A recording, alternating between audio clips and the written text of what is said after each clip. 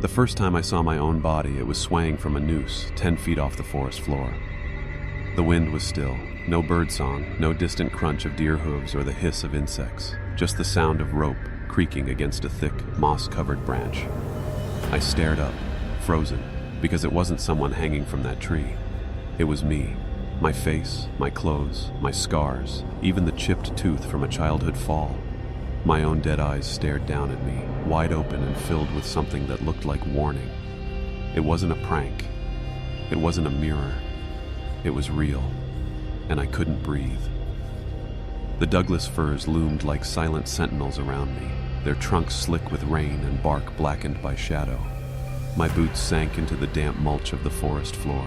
The smell of rot thickened my nose. The air was too cold for early September, biting through my jacket, and I shivered, though not from the temperature. I stumbled backward, tripping over a tangle of roots. Mud splashed up my jeans as I scrambled away from myself, my dead self. Every step echoed with that quiet creak from above. I wanted to run. I needed to. But curiosity was a vice I'd never grown out of, and something about the corpse, my corpse, held me in place like a magnet. There was something clutched in its fist, a piece of paper. I didn't want to see it. I had to see it. With trembling hands, I climbed. The note was smeared, weather-worn, but legible. This is only the beginning. Don't trust your memory. My heart stopped. Because I hadn't told anyone about the memory loss, not even myself. The moment I pulled the note from the corpse's hand, the wind picked up, as if the forest exhaled. My fingers burned with cold and something else, something wrong.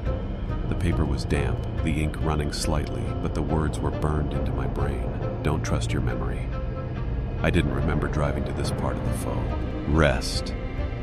I didn't remember why I left my cabin without my phone. I didn't remember much of the past week. Sliding down from the tree, my boots landed hard on the ground. My knees buckled and I almost dropped the note. My hands were shaking so badly I could barely fold it into my jacket pocket. I looked up again. I was still there, turning slightly with each breeze, the rope groaning. I'm not dead, I whispered, like it might change the truth, swaying above me. But then who was that hanging? I stepped back, scanning the forest. Still no sounds, no movement. Even the moss seemed to hold its breath. The silence wasn't peaceful, it was oppressive, heavy, watching. I turned and ran. Roots snagged my boots, branches whipped my face, but I didn't stop. I sprinted like something was behind me because I swear I heard footsteps that weren't mine. When I reached my truck, it was parked crooked on the side of the dirt road, driver's door open, keys dangling in the ignition. That didn't make sense. I always lock it. I climbed in, slammed the door shut, and locked it. My hands were streaked with dirt and blood. Whose blood? The rearview mirror showed only me, pale and wild-eyed. But when I blinked, for a split second, I saw him sitting in the back seat, smiling, and then gone. Then I didn't drive, not at first. I just sat there, both hands clenched around the steering wheel, staring into the forest beyond the windshield. My heart pounded in my throat. My breath fogged the glass. Every nerve screamed at me to move, to get the hell out of there, but my muscles refused. What if I looked in the mirror again and he was there? Finally, I turned the key. The engine coughed, then roared to life like it was gasping from a nightmare. The radio flared on, static, and I jumped, fumbling to shut it off. As I pulled away, my headlights cut through the trees. I thought I saw movement, just a flicker, like something ducking behind a trunk. No. I pressed the gas harder, wheels spitting gravel as the truck lurched onto the winding road. The trees closed in tighter here, their branches arching overhead like claws. The deeper I drove, the more wrong everything felt. The forest looked familiar, but off. Too dark, too quiet, too still.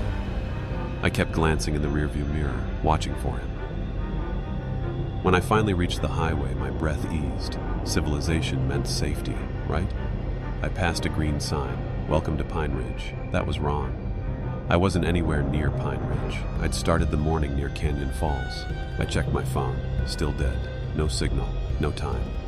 My cabin was 15 minutes away. I just needed to get there, regroup, figure this out.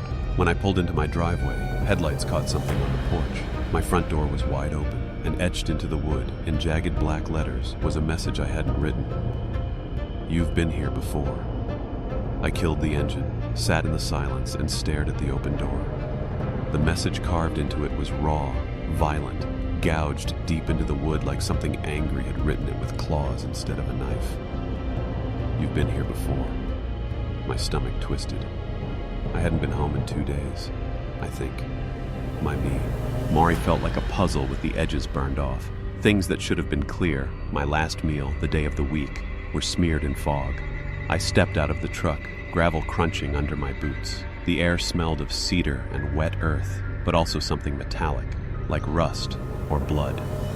I mounted the porch slowly. Each step groaned under my weight, echoing into the trees.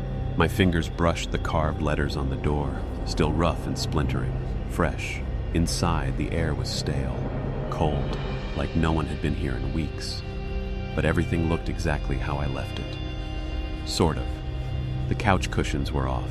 My coffee table had been shifted slightly, maybe an inch to the left. The refrigerator was humming, but the light inside was out. The ceiling fan spun slowly, though I didn't remember turning it on.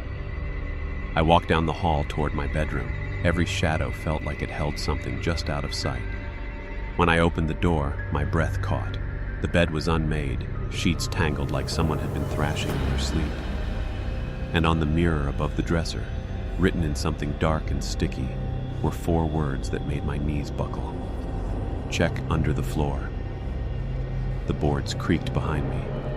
I turned quickly. No one there. But the bedroom door slowly clicked shut. I stood frozen, staring at the door as it eased shut with a final, deliberate click. My heart pounded in my chest, loud enough that I swore it echoed. I wanted to leave, run, drive, burn the place down, and never look back. But the words on the mirror held me captive. Check under the floor. I crouched by the far wall, the one closest to the mirror, and pressed my ear to the floorboards. At first, nothing. Then a faint hollow thump when I knocked. My hand trembled as I reached for the pry bar stashed under the sink. It had rusted from disuse, but I managed to wedge it between the planks and lever them up. The board groaned, then lifted. Beneath it, wrapped in thick black plastic and duct tape, was a small wooden box. Dust clung to it like fur. The air around it was colder than the rest of the room, and it smelled wrong, sour, earthy, like something old had been waiting. I pulled the box free, hands shaking, and set it on the bed. The moment I flipped the lid open, the lights flickered. Inside, a bundle of photographs, a cassette tape, and a single Polaroid on top. It was a picture of me, standing in the woods, smiling. But my eyes were black holes, and someone, maybe me, maybe not, had written on the white border in shaky pen, "He's in you now." The lights died completely. Darkness swallowed the room. I heard the door creak open behind me, slowly, like something crawling in. I spun, flashlight in hand, beam trembling through the dark. No one there. But on the mirror, below the first message, new words had appeared. "Stop digging. He wakes." The air in the room felt heavier now, like something was pressing down on me. I backed toward the wall, still holding the flashlight. Its beams stuttered across the room, illuminating shadows that seemed to stretch too far. The mirror reflected nothing but black, as if the glass no longer wanted to show me the truth. "Stop digging. He wakes." I wanted to scream, to run, but my body wouldn't move fast enough. My mind kept looping back to the Polaroid, me in the woods, smiling like I had no soul left in my eyes. What the hell did "he's in you now" mean? I turned back to the box. The cassette tape was unlabeled, old and scratched, but it felt warm in my hand.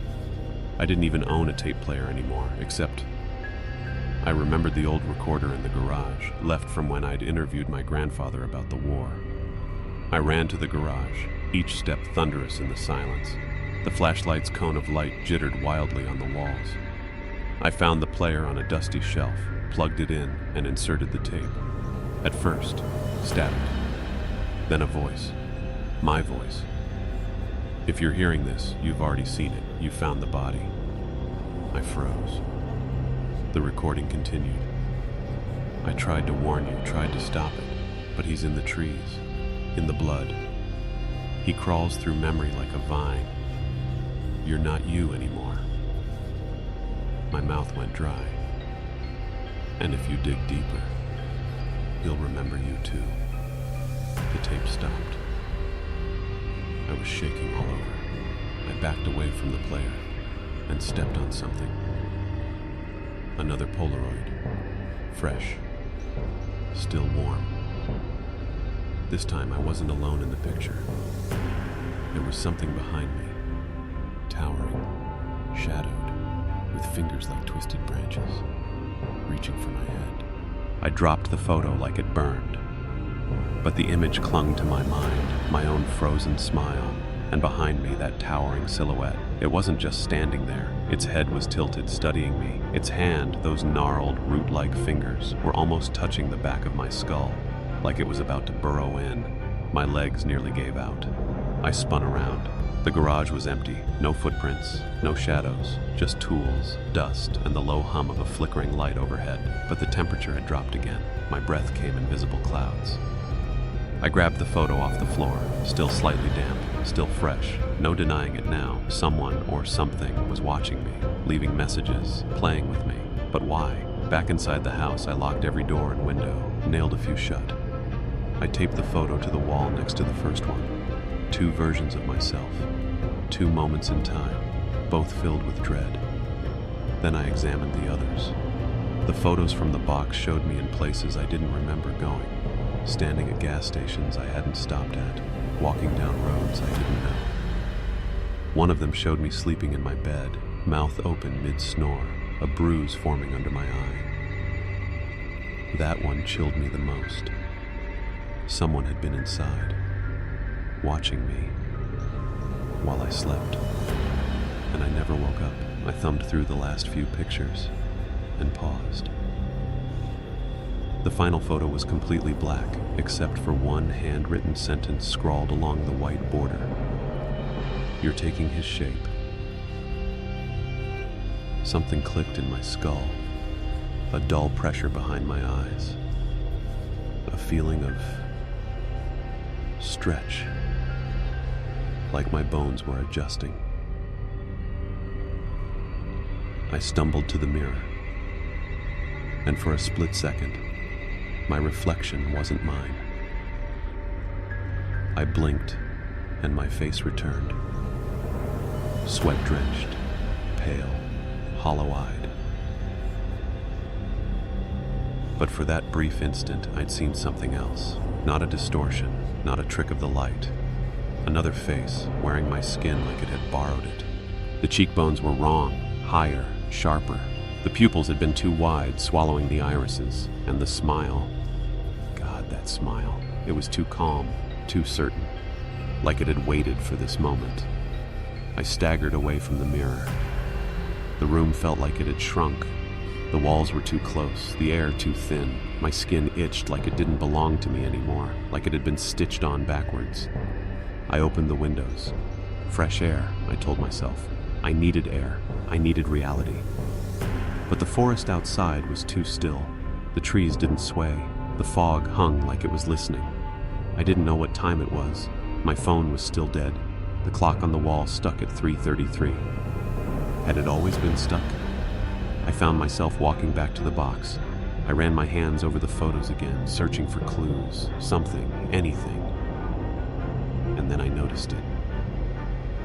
In every single picture, there were trees behind me.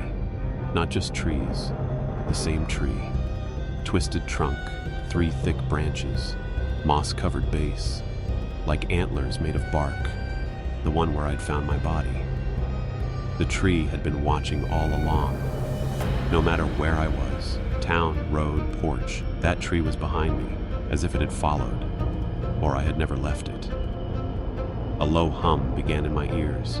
At first I thought it was tinnitus, but it grew louder. It was whispering. I turned back to the mirror against every instinct, and the reflection wasn't moving with me anymore. My reflection stared back, but didn't copy me. I raised my hand. It didn't.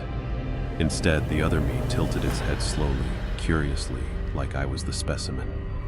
I stumbled back, heart hammering, mouth dry. The mirror's surface shimmered, almost liquid for a second, like something might step through. And then, it smiled. Not a twitch of the lips, not something human. A slow, stretching grin that split my face in ways it never should. The skin around its eyes cracked as it widened, teeth yellowed and too long. That thing in the mirror wasn't wearing a mask, it was wearing me. Then it lifted its hand and pressed it against the glass from the inside. A web of thin, black cracks spidered across the surface around its palm. My knees buckled. I scrambled for the door, slamming it shut behind me, heartbeat roaring in my ears. The whispering from earlier returned, louder now, like breath against my neck. I rushed to the bathroom, flicked the light on, and avoided the mirror completely. I couldn't look again. Not yet. I splashed cold water on my face, tried to breathe, tried to believe I was still real. But the sensation didn't go away, that strange pressure behind my eyes, like something was squirming, growing. That's when I noticed the bruises, faint purple blotches blooming across my ribs. I pulled up my shirt, more on my back, fingertip-shaped. Not mine. Someone had touched me while I slept, again. And then I saw it.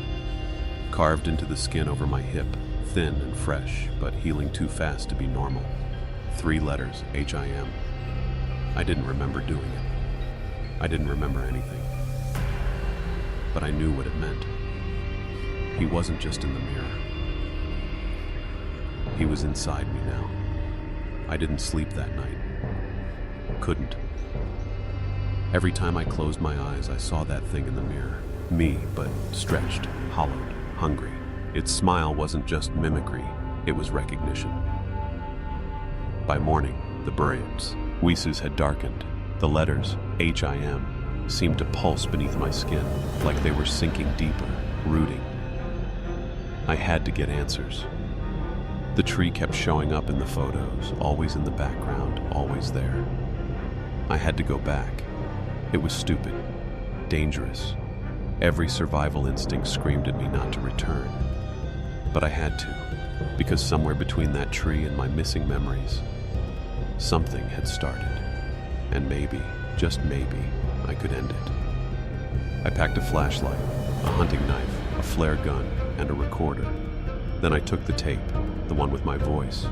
I needed to know when I had recorded it, if I had recorded it. The forest was thicker than I remembered.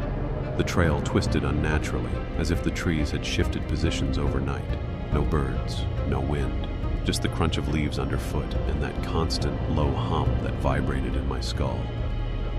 When I reached the clearing, I almost didn't recognize it. The tree was still there, same twisted trunk, same sagging branch, but the body was gone.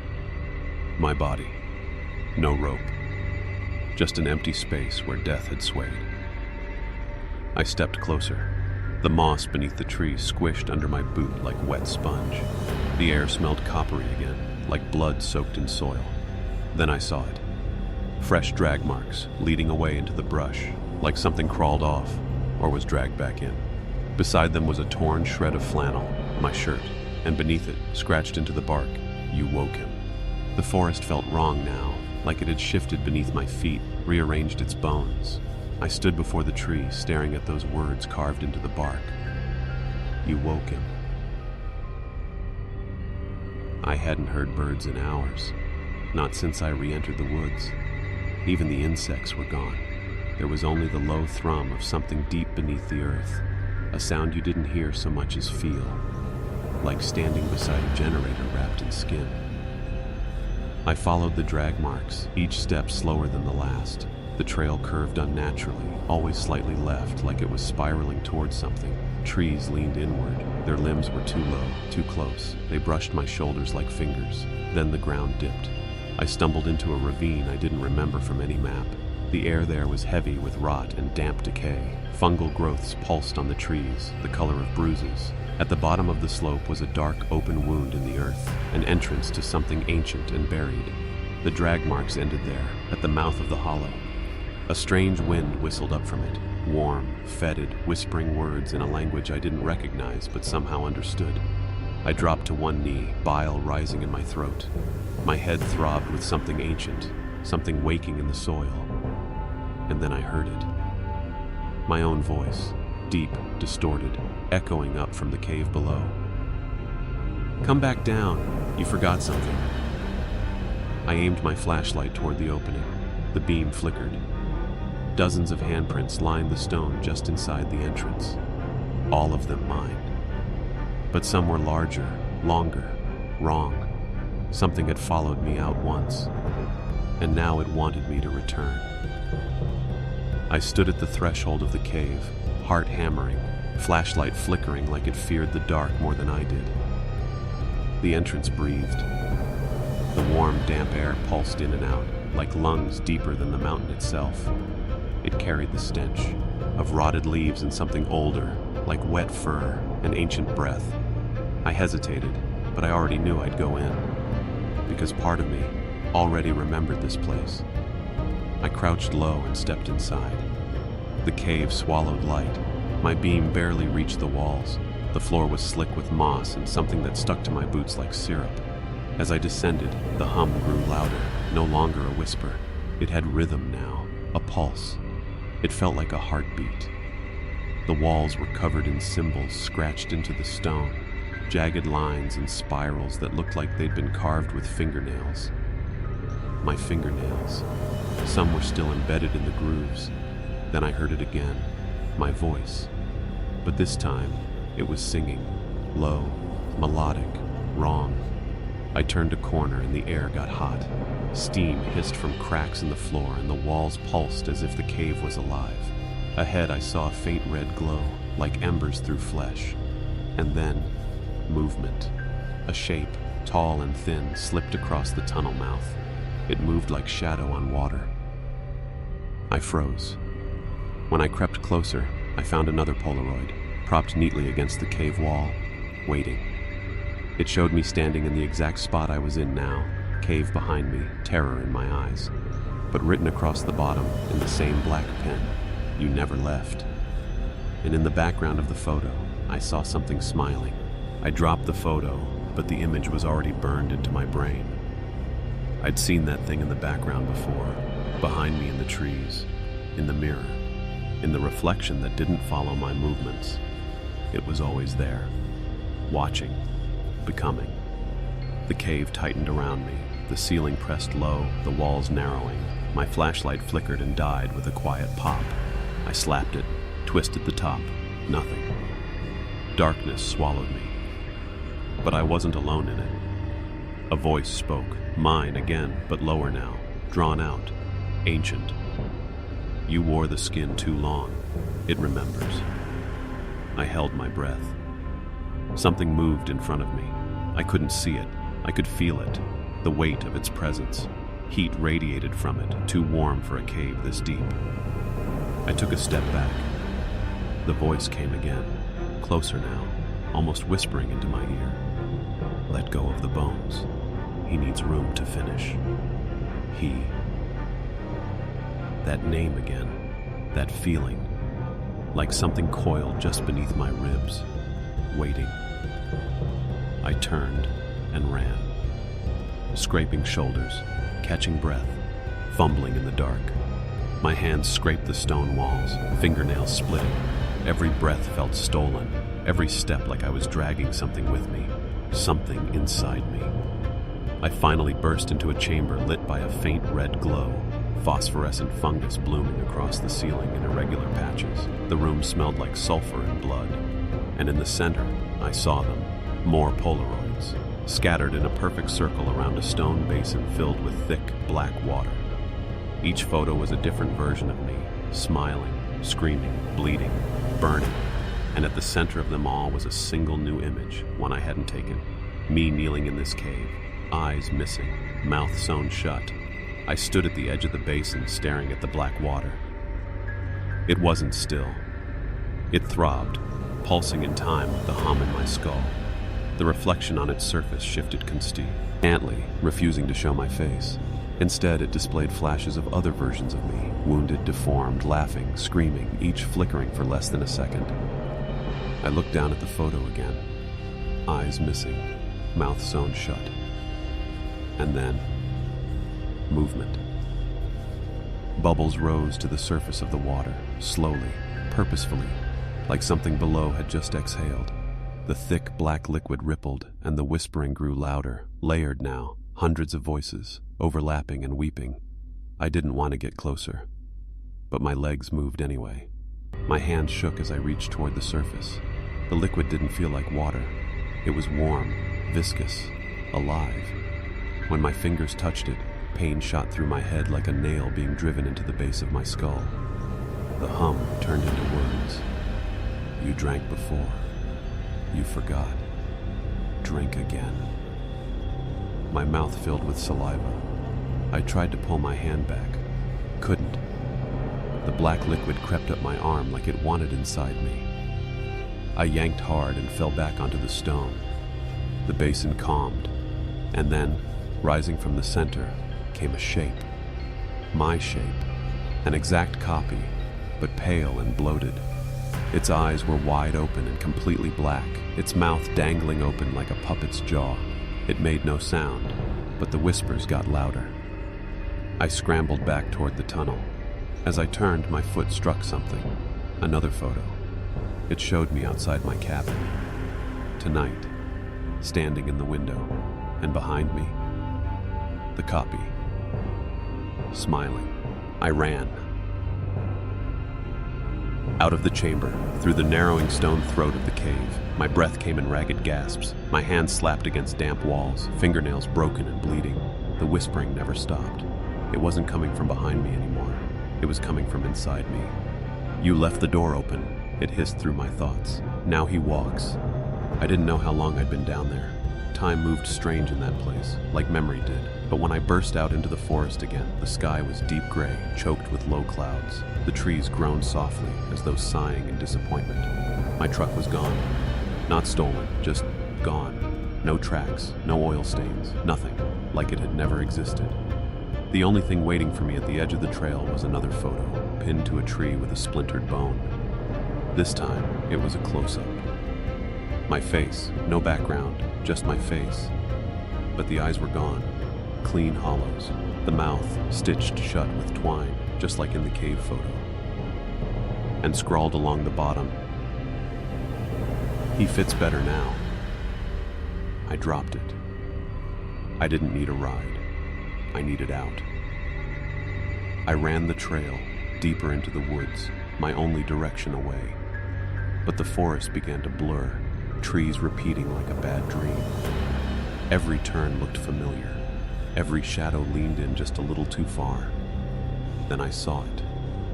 Through the branches, maybe 50 yards away, was my cabin. The same cabin I had just left behind. Only now, smoke curled from the chimney. And someone, me, stood at the window, watching, waiting, waving me home. I froze. My breath clouded in front of me, but the thing in the window didn't breathe. It just stood there, waving. Same clothes, same face, but the posture was wrong, too relaxed, too still, like it was wearing me, not being me, and it was smiling. The chimney smoke curled into the sky in long, spiraling fingers. I took a slow step forward, drawn it, and despite every scream of warning clawing at my chest, I had to know what it was, what it wanted, what I had become. The closer I got, the clearer the wrongness became. The door was shut, but the windows were wide open. The air pouring from them was warm and rank, sweet rot, old breath, something that had been alive too long. I circled the side of the cabin, staying low, heart pounding. Inside I heard a voice, mine, talking. But it wasn't to me. It was to something else. He's getting close. I can feel him softening. He won't run next time. A pause. Then laughter. My laugh, but warped, gurgled. I crept closer and peered through the back window. The living room was lit with candles. Photos were scattered across the floor in a circle. Polaroids of me in dozens of poses, sleeping, smiling, cut open. At the center of the circle, Satin, the other me, knees drawn up, hands resting on his thighs, head tilted, listening to the air. Then, without turning, he said, "You're late." I stumbled back. He rose slowly, turned toward the door. You brought him with you, he whispered. Then louder. Let's finish what we started. The cabin lights flared, and all the photographs on the floor turned their faces toward the door. The faces in the photos weren't just printed images anymore. They were watching me. Hundreds of my own eyes, shifting slightly in the candlelight, tracking my every move. Some blinked, one mouthed run, but too late. The front door creaked open. The other me stepped outside, barefoot, pale, calm. Up close, the differences were clearer. His skin was stretched tight like it didn't fit quite right, and there was something twitching beneath the surface like roots writhing just under flesh. His pupils were enormous, devouring the irises. The smile was still there, soft and knowing, like he was about to hug me or split me open. I've kept your place warm, he said. My body screamed to run, but I couldn't.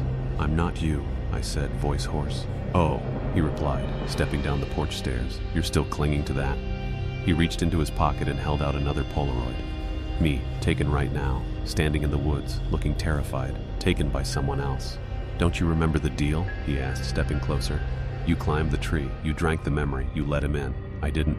You did. You begged to forget, and now you're begging to remember. He tilted his head. Which one is it? Something cracked behind his eyes. A spider web of black veins bloomed across his face like lightning under skin. I don't want this, I whispered. He smiled wider. Then why did you come back? Suddenly, all the photos behind him screamed. Dozens of voices, mine, crying out at once. The other me turned toward them, nodded slowly and said, He's almost ready. Then he looked back at me. And when you are, I'll finally step inside. I ran. Through the woods, away from the cabin, away from the thing that wore my face like a glove stretched too thin. But no matter how far I sprinted, the trees didn't change. The same moss, the same broken branches. I sighed, pulled back, somehow, again and again, like the forest was folding in on itself. Every time I stopped to catch my breath, I heard movement just behind me. Slow, deliberate footsteps, not trying to catch me, hurting me. And the voice, my voice, was always there, whispering behind my ear. Don't run from yourself. I found a dry patch beneath a leaning cedar and collapsed to my knees, breath ragged. I reached into my pocket for the recorder, maybe to hear myself, the real me. But when I clicked play, it wasn't the same message. It had changed. Now it was me, whispering, let him finish. You've worn too many faces. The skin won't hold much longer. Then, static. Then, something breathing through my teeth. I dropped the recorder. It clattered onto roots. And in the silence that followed, I felt it. A slow, crawling sensation inside my chest, like vines growing behind my ribs. I pulled up my shirt.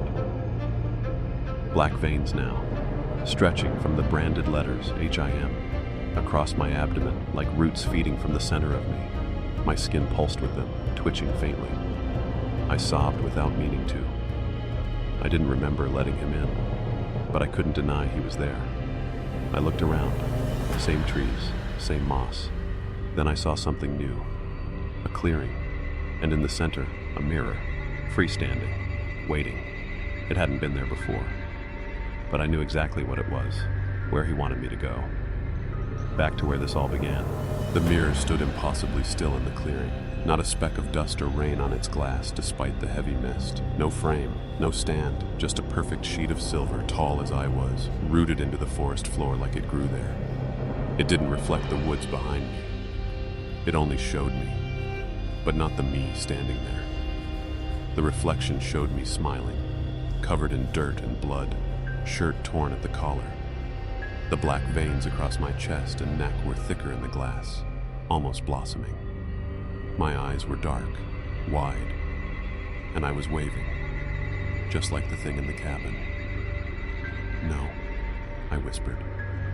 But the reflection stopped waving and slowly raised a hand to its mouth. It unzipped its lips. There was no skin underneath, just a hollow pit where the mouth should have been, wide and yawning like a tunnel into the dark. The whispering returned, louder now, not in words, in images. Flashes across the mirror surface, my body hanging again, but the forest on fire. Me dragging something through the woods, laughing. Me kneeling in the cave, whispering prayers to roots that pulsed. A door, made of bark and bone, opening. I staggered back. My head spun, vision blurring. I dropped to my knees, clutching at the moss. And behind the reflection, appearing without movement, was him, the other me. Not walking, not shifting, just suddenly there.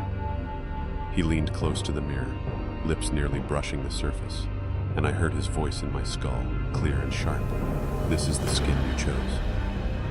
The reflection raised a hand, and on its palm, freshly carved, were 3 words: "Let me in." I tore my eyes from the mirror, but the images stayed behind my eyelids. Flashes of rot, of me bleeding into the soil, of hands not mine holding my face like a mask. My pulse pounded in my ears. I could still feel him, inside, waiting, stretching beneath my skin like he was testing the fit. Every breath I took felt like a shared inhalation. Every thought echoed with a second voice. "Let me in," he whispered again. I turned back to the mirror and screamed, "I never chose this!"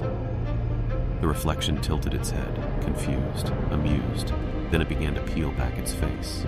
No blood, just skin unzipping like cloth, revealing nothing but black roots and bone underneath, tangled like a nest, writhing. "You did," it said. "You forgot." More images flared across the surface. Me kneeling in the forest before the hanging tree, knife in hand. Me cutting into my own chest, carving symbols. Me drinking from the basin in the cave, eyes rolled back. Me whispering, "Erase it. Let him take the pain." My stomach turned. I had asked for this, made a deal with something ancient, something buried beneath memory and guilt. "Why?" I gasped. "Why would I do that?" The reflection stepped closer, lips moving in sync with mine. To forget. One final image emerged on the mirror, me sobbing beside a shallow grave. In the pit, a woman's body, her face blurred, my hands covered in her blood. My own voice echoed through the clearing, soft and broken. "You said I'd never remember." The mirror shimmered, then cracked, and from behind it, a hand emerged. Long, pale, root-veined, and it reached for my face. I scrambled backward, heart thundering as the hand emerged through the mirror, impossibly real. The skin on it shimmered like bark soaked in oil, veins pulsing with black sap, fingers long and crooked, nails sharp like splinters. I didn't want to know what was attached to it, but I remembered now. Not everything, just flashes. A scream in the woods, my own breath ragged, the weight of a body in my arms, digging, crying, the taste of soil and iron. Blood. I wasn't supposed to remember. I'd gone into the forest to forget. The ritual wasn't about summoning something. It was about burying something inside me, something I couldn't live with, something I thought I could cast out and leave beneath the roots, but it hadn't gone away. It had waited. The hand reached farther, brushing the moss. I stumbled to my feet, grabbing a nearby branch, ready to swing, but the mirror exploded inward with a screech like splitting bone, and he stepped through. The other me. But now, complete. No seams, no awkward twitching. He looked perfect, worn in, like the body had finally accepted him. He smiled. "You dug her grave beneath the hanging tree," he said, then begged me to take the guilt. I shook my head.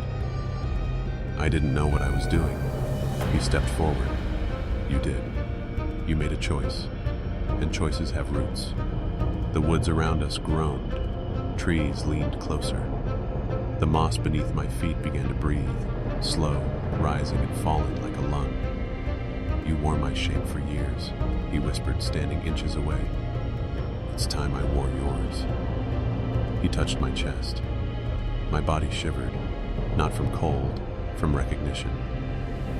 Because deep down I knew I was the echo, and he was the original. The world tilted sideways. I staggered back, but my legs felt unsteady, like they didn't belong to me anymore. The other me, the real me, stood perfectly still, calm as stone, watching. You were his shadow, he said. The fragment that crawled away. The part that couldn't face what we did. He stepped toward me slowly, hands at his sides, voice low and soft, my voice before it broke. She loved you, you know. My throat clenched.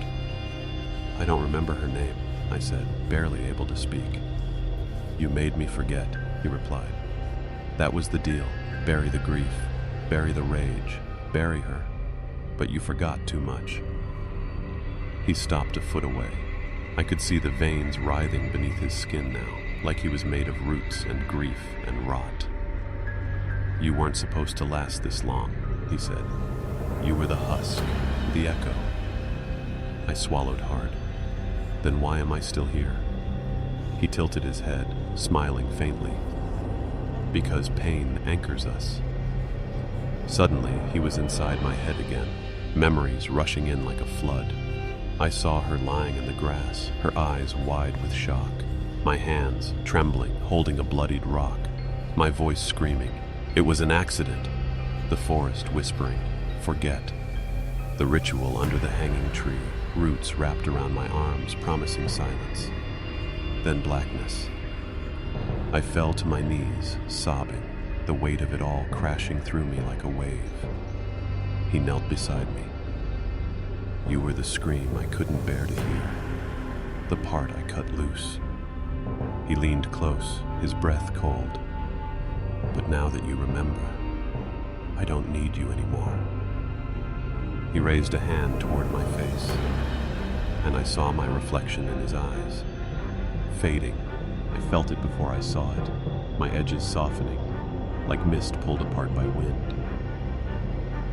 My fingers wavered in front of my eyes, semi-transparent, like heat distortion. My skin no longer held weight. My voice, when I tried to speak, came out muted, like shouting underwater. No, I whispered.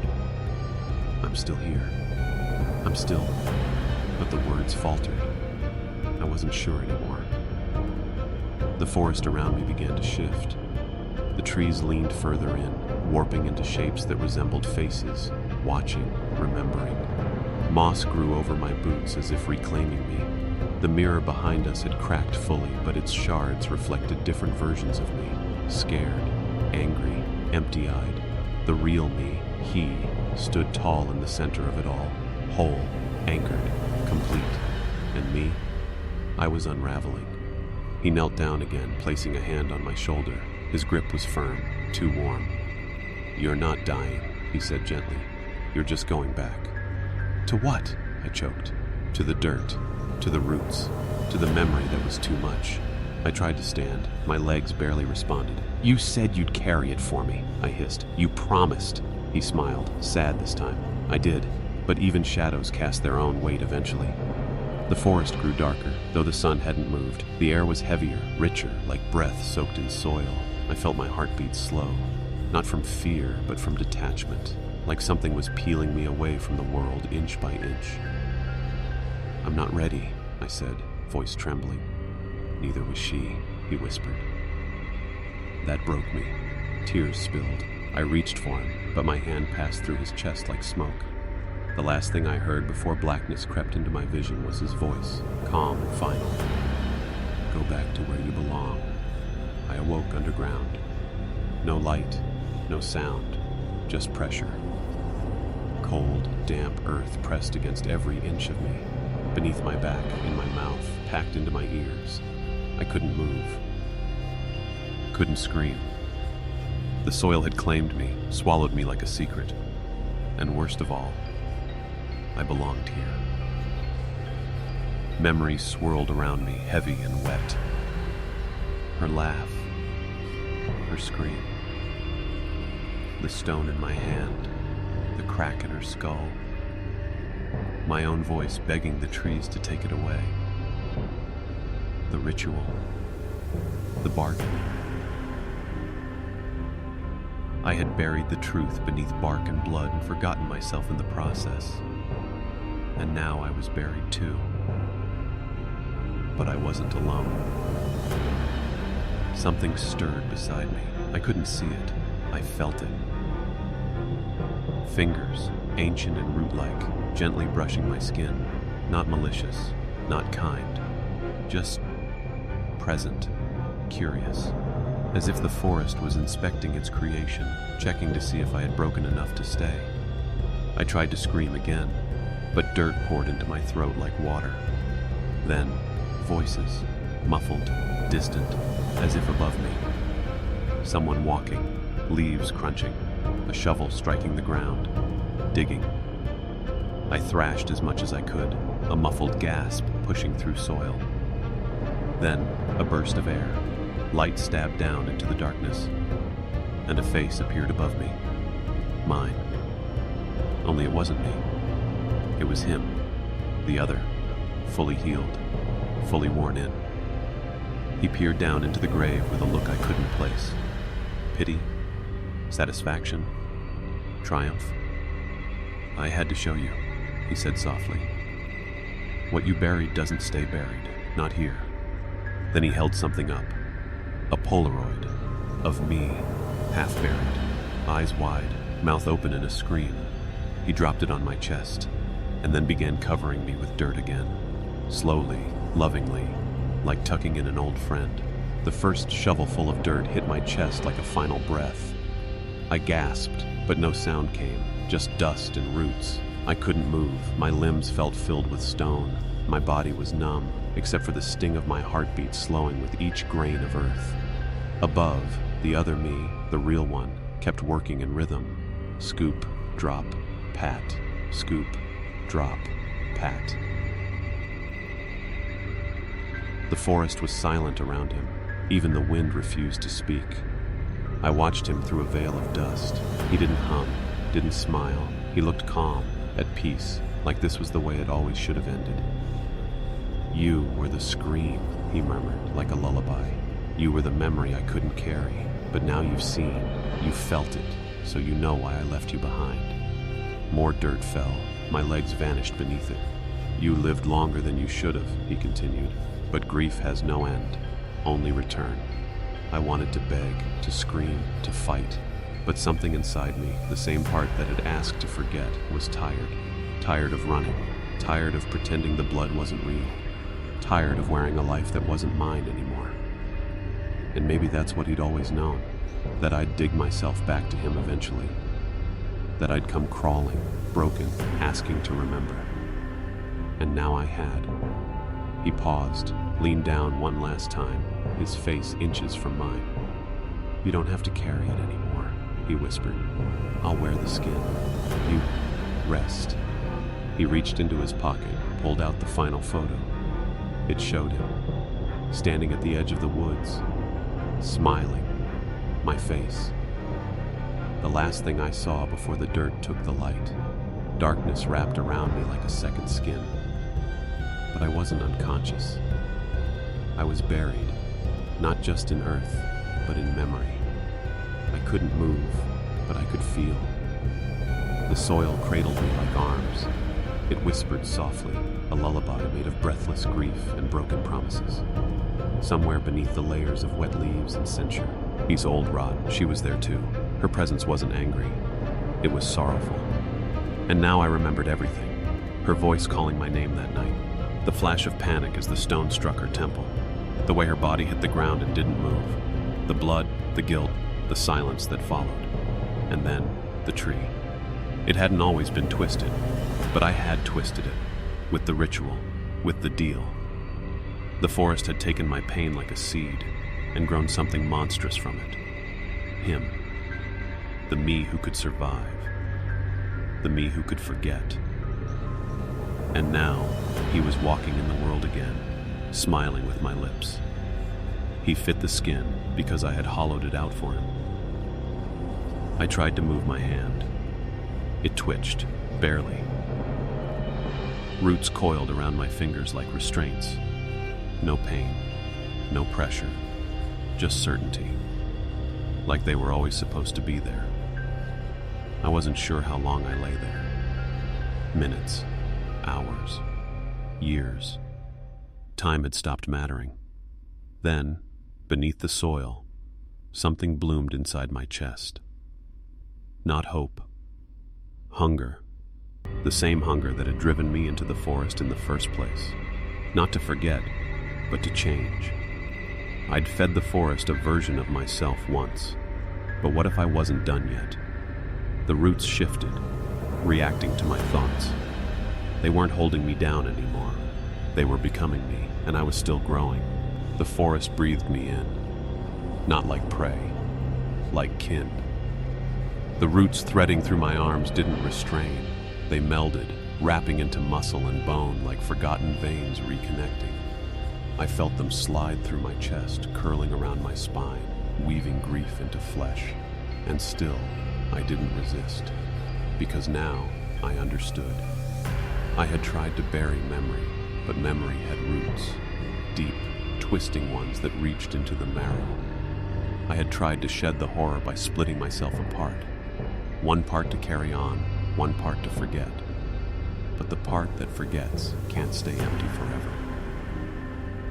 And now I was filling again, with something old, something woken.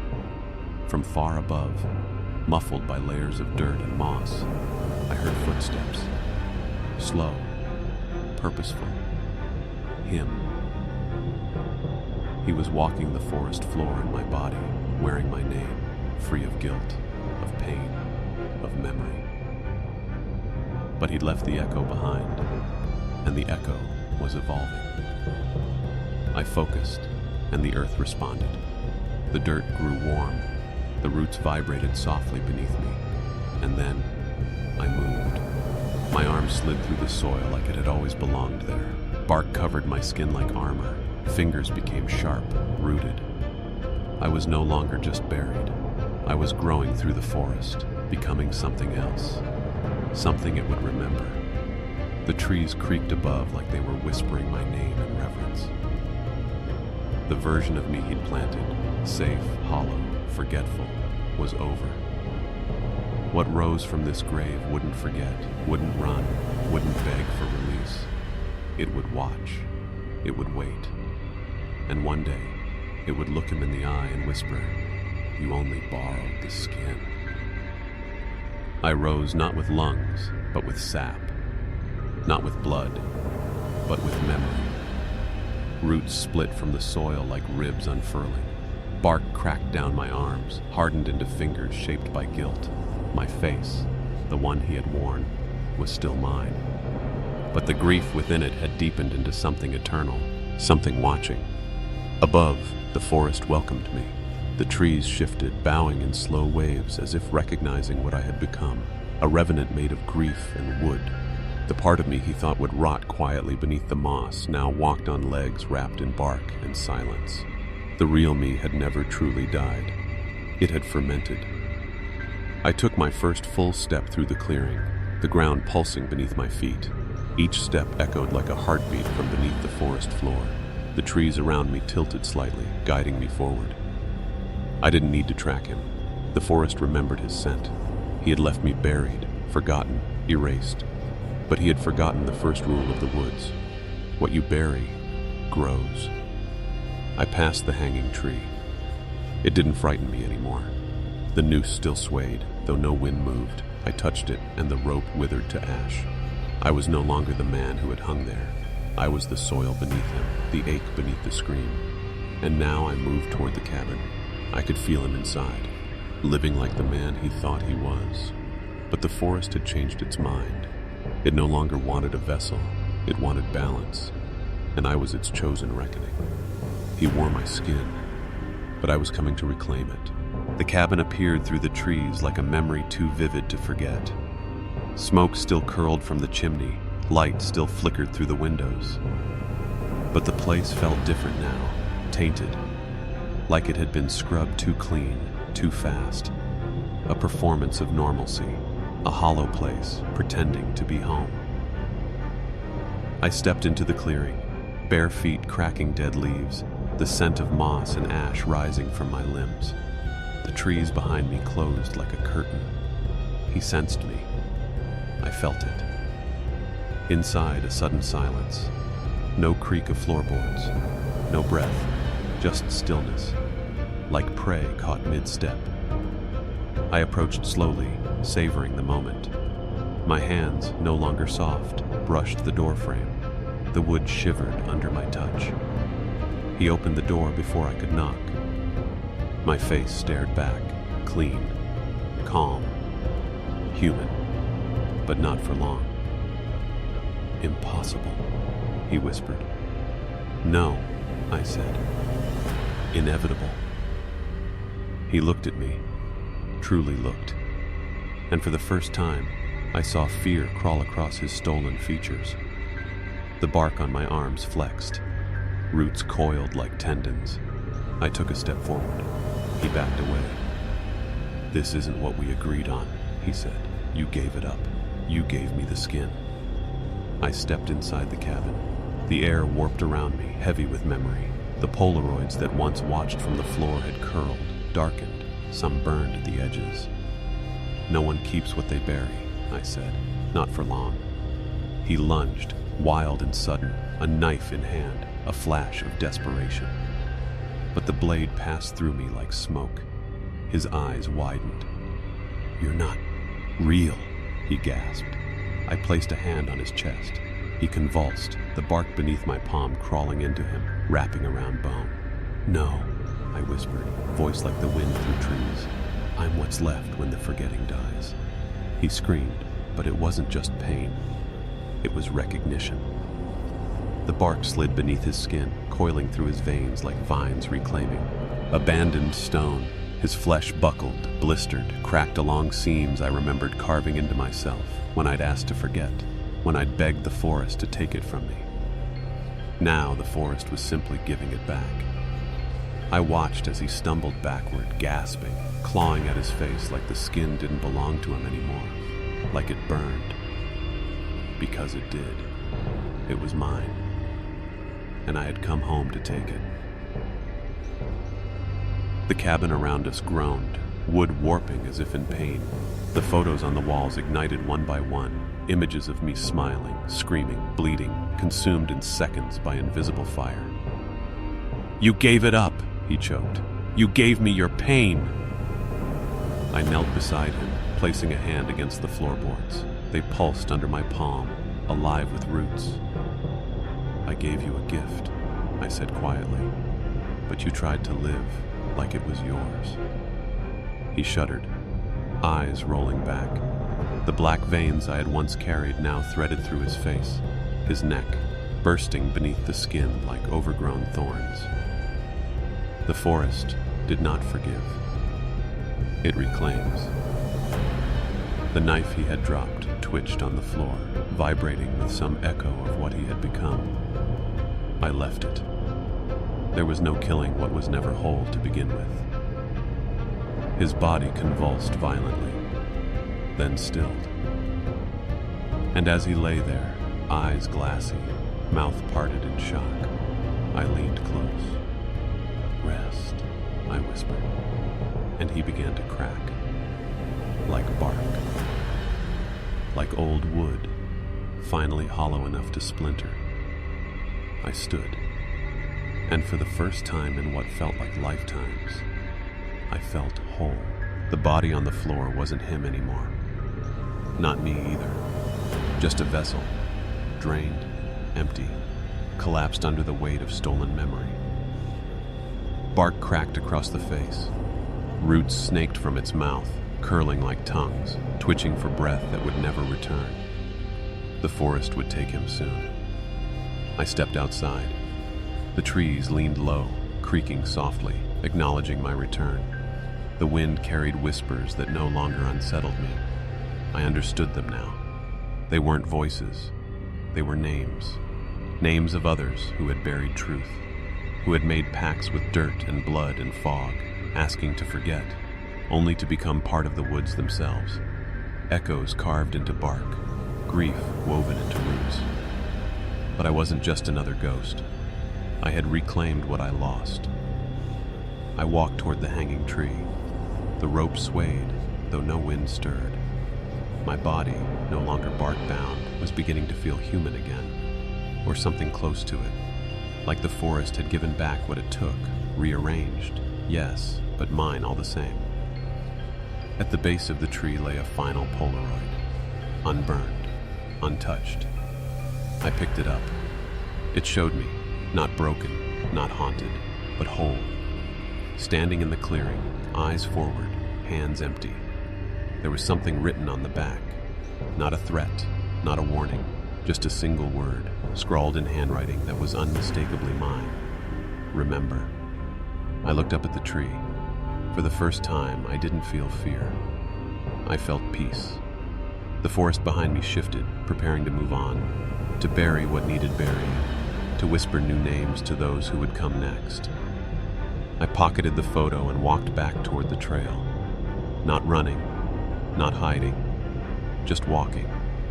And the trees whispered after me, whole. The forest let me pass. No twisting paths, no illusions. The trail was clear now, as if the woods had only ever been waiting for me to remember, waiting for the bargain to be honored. Each step I took was lighter. The weight of grief hadn't left me, but it had changed, hardened into something I could carry. Not a wound anymore, a scar. The same moss that once tangled around my ankles now parted softly underfoot. I could hear birds again, distant but real.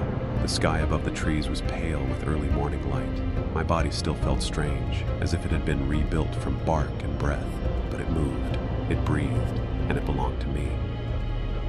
I reached the tree line just as the sun began to rise over the horizon, bleeding gold through the mist. For a moment, I stood at the edge, half in shadow, half in light. Behind me, memory. Ahead, the world. I didn't look back, but I heard it, one last sound, echoing through the trees.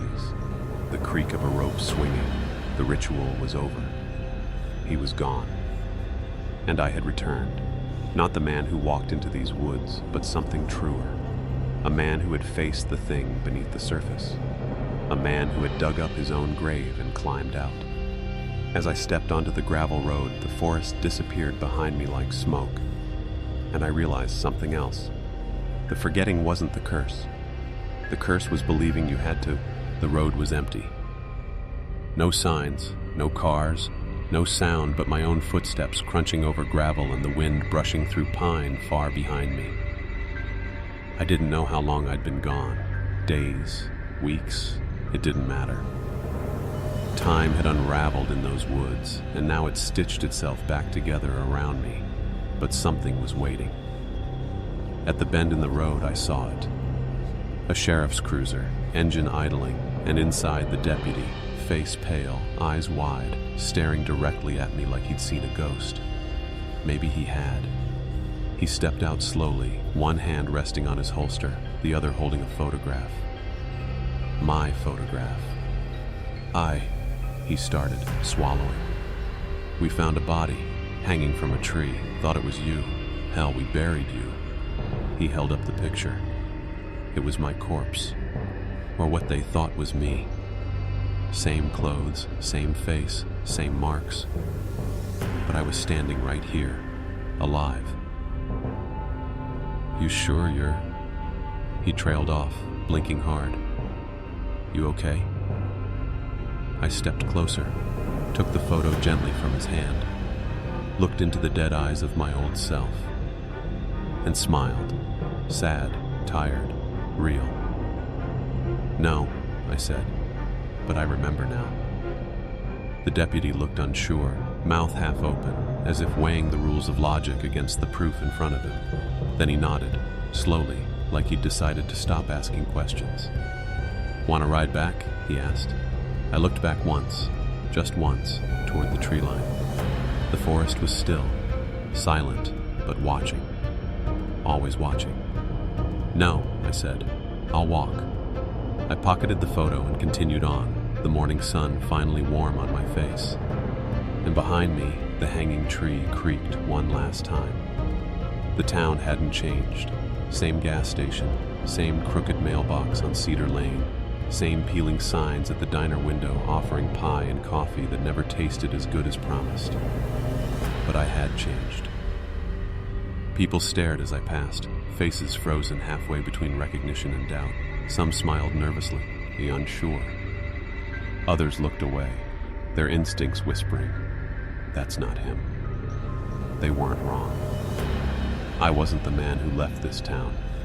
I was what returned. At the edge of the square, a memorial stood. Fresh flowers wilted beneath a wooden cross. My name was carved into it, burned deep.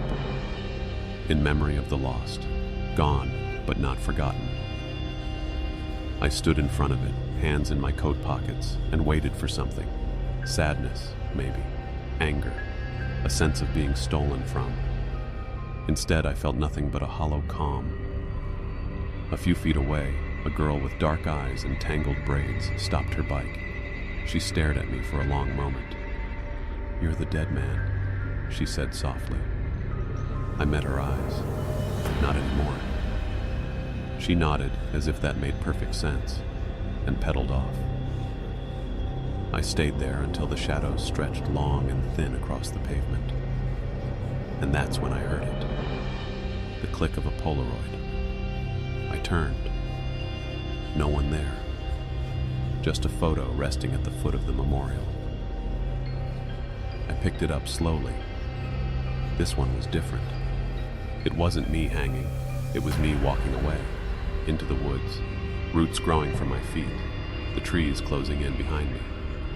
On the back, in handwriting I didn't recognize, but somehow knew, was one word: return. The echo never truly fades. It just learns to walk on its own. I returned one last time. Not because I had to, because something inside me answered when the trees called. The sun was setting when I stepped off the road and into the woods again. The trail greeted me like an old friend. The air smelled the same. Damp moss, pine needles, something rich and rotting underneath. It no longer felt like a trap. It felt like truth. With every step, I heard the forest whisper, not in words, but in memory. Echoes that didn't belong to just me. Footsteps of others who had buried their guilt in this soil, who had whispered their pain into the bark and asked to forget. I reached the hanging tree before nightfall. It stood silent, towering, the rope gone now. No bodies, no blood, just the trunk, twisted, blackened, alive. I placed my hand on the bark. It pulsed once. The forest accepted me. I understood now. I had never truly left it. The deal I made wasn't about forgetting. It was about transformation. The man who ran from grief, who begged to forget, who carved a life out of denial, he died beneath this tree. What rose from the soil was something else. Something old. A new kind of witness. Behind me, someone else was walking the trail. Another broken soul. Another buried truth. And suddenly, I knew my purpose. Not to haunt, not to punish, but to remember. For those who couldn't. I stepped back into the trees, bark blending into bark, roots drinking deep. I am no longer a man. I am the place where memory hides. I am the forest's shadow. And when the next one comes, I will be waiting to listen, to take the pain, and to whisper once more, I remember.